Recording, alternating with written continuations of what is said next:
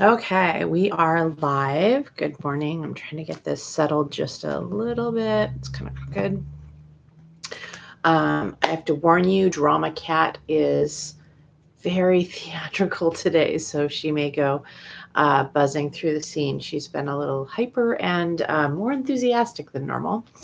So, if you have any questions, go ahead and drop them in the live chat. Late yesterday, I got notification on the lawsuit, and so I'm processing this both as a lawsuit for me, but also for the campaign. I did what lawyers do. Went to the last page, and it looks like the state ruled in favor, or the judge ruled in favor of the state. I haven't actually read the whole order yet, and what I'm going to do is I plan to sort of chew on it and come back next week with a plan of what I intend to do. I've got a few paths forward. I can appeal. I can go forward as a write-in. I can just pause and either continue to contribute on social media or just drop social media and go on with things. Um, and I think part of why I'm struggling with it and processing, I'm a muller in general. I like to mull. Um, Part of what I struggle with, and I hope this comes across on social media, is running for office was never about me. I think you don't see that in a lot of candidates. I don't see that in a lot of candidates. What I've seen in a lot of candidates is they really need the money or the attention or the power, or they really, really, really just need that job. They covet it. And I've never had that. So running for office, and this is my second time doing it, running for office for me was, I'm kind of neutral on myself. I would be absolutely competent to do the job. I would care about it. I would find fulfillment in it. I think that uh, generally I would have favorable ratings, not because I'm super duper amazing, but because I care and I would be diligent in it. Um, but running for me has always been, can a middle class person do this without extraordinary resources? Like, how broken is our democracy? And so it wasn't ever about, I have to have this job, or I would be the best person ever for this job. It was, I don't see anybody running who I feel like would do a better job, which is actually a pretty low threshold for me. I think there's probably a lot of people in this world that would do a better job. But I think that the job interview and the way that we treat our politicians and the way that we treat elected office in general probably dissuades some of our most qualified and competent people from doing the job. Um, but it's can we do it? Like, how is our democracy structured? Do we actually have access to democracy? And so I think if this were just about me, I would be like, all right, well, that was a fun experiment. I'm done. But the whole point was, how do you run for office as an average person? And so I'm gonna mull and evaluate that and see where I go. I will let you all know next Saturday, next Breakfast with Tiffany. That'll give me a week to kind of see what's going on with the suit. I'll have time to go through and read the order line by line.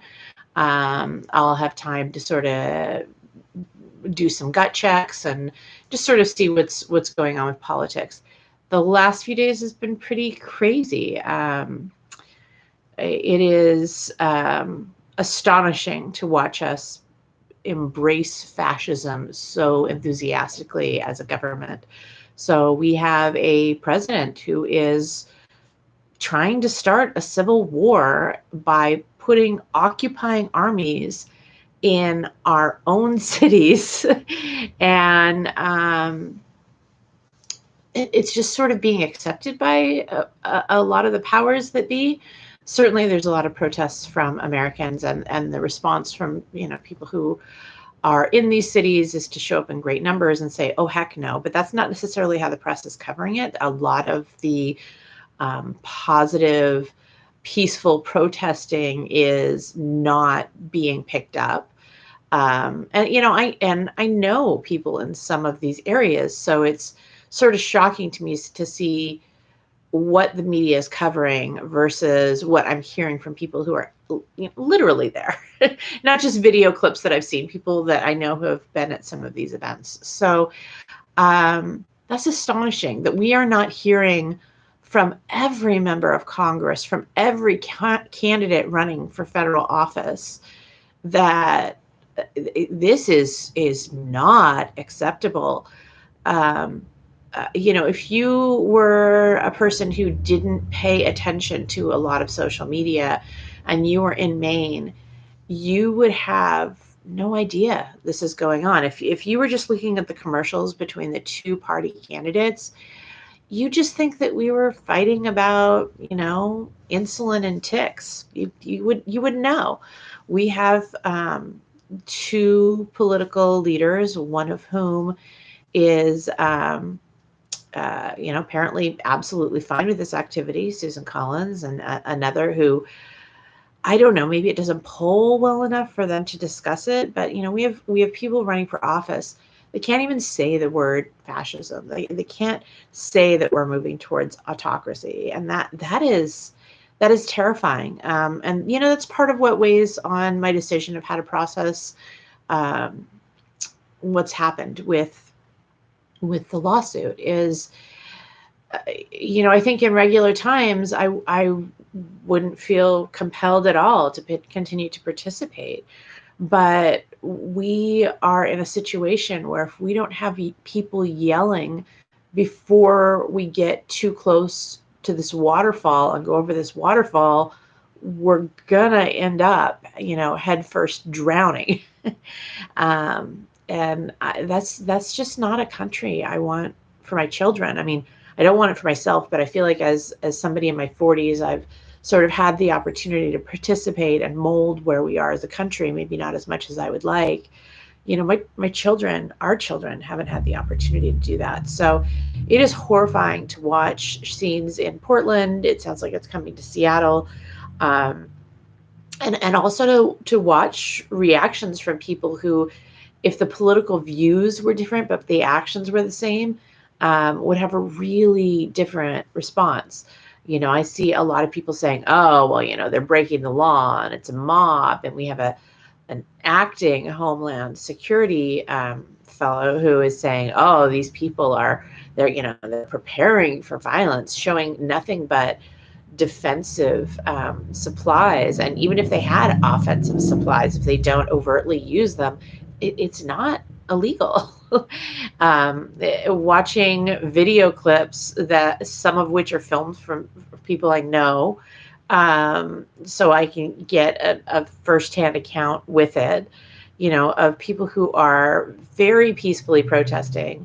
They have done nothing wrong, and suddenly they're tear gassed or hit or, assaulted in some way. We are in an extraordinary time, and it shouldn't matter if you're liberal or conservative. Peaceful protest, even if I think the protest is ridiculous, and there are many I find ridiculous, peaceful protest should be defended by all of us. It is something that it is incumbent on all of us to stand up and yell about. I am I'm terrified for where we're going, that more people aren't standing up. And I think people in the streets are starting to stand up, and that I really admire. I'm not geographically in a space where it's easy to do that. Maine has not had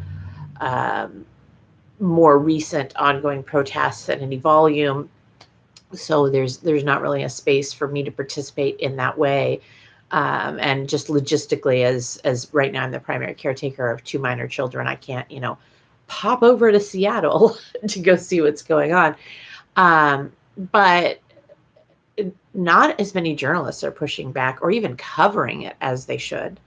They're certainly not covering it in a way that really hits home how painful and destructive this is to our country.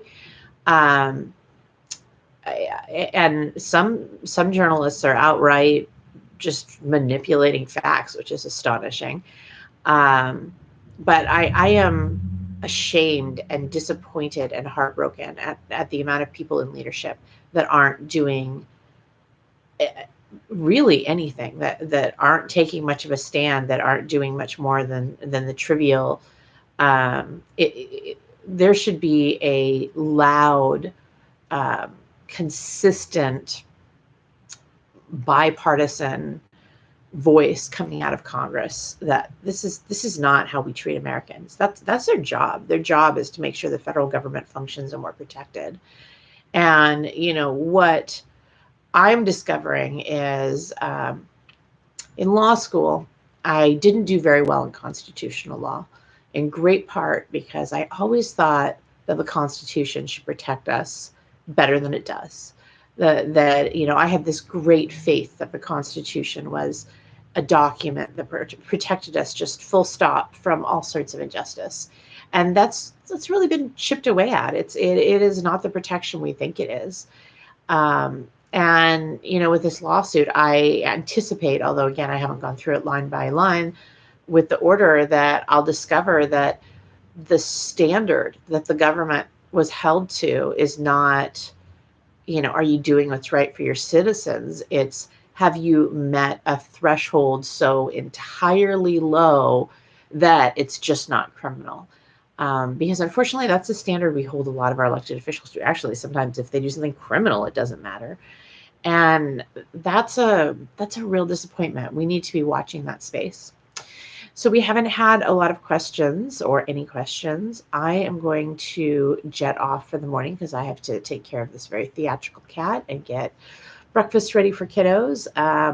I may or may not be able to do a town hall this Tuesday, but I will do my best, and I will see you back on Saturday.